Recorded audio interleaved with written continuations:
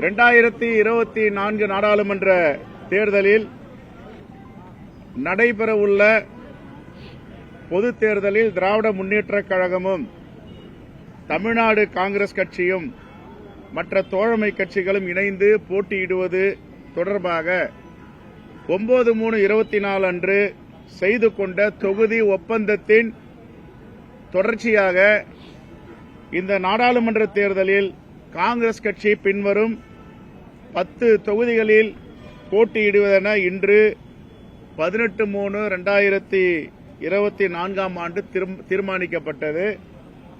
இதில் தொகுதிகள் விவரம்: திருவள்ளூர் தனி தொகுதி, கடலூர், மயிலாடுதுறை, சிவகங்கை, திருநெல்வேலி, கிருஷ்ணகிரி, கரூர், விருதுநகர், கன்னியாகுமரி, புதுச்சேரி.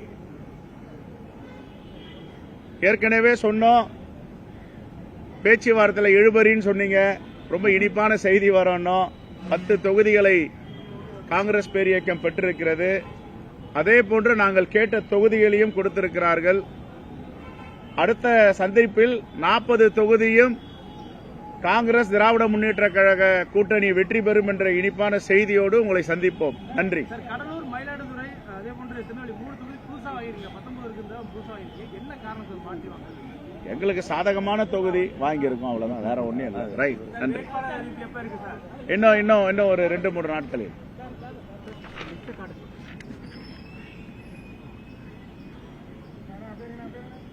காங்கிரஸ் தான் முதல்ல பேச்சுவார்த்தைக்கு வந்தது திமுக கூட்டணியில. இறுதியா கையொப்பமாகிறது இல்லையே. அதே எப்படி இன்னும் ஒரு கட்சி இருக்குல்ல? எங்க தேசிய கட்சிங்க. இந்தியாவில் எத்தனை மாநிலத்தில் நாங்க பேச்சுவார்த்தை நடத்தி ஒப்பந்தம் போடணும், ஒண்ணு போட்டுட்டு வராங்க. அந்த அடிப்படையில் இப்ப போட்டிருக்கோம். நன்றி, வாழ்த்துக்கள். தேர்தலில் உங்களுடைய எல்லாருடைய ஒத்துழைப்பும் எங்களுக்கு வேணும். நன்றி, தேங்க்யூ.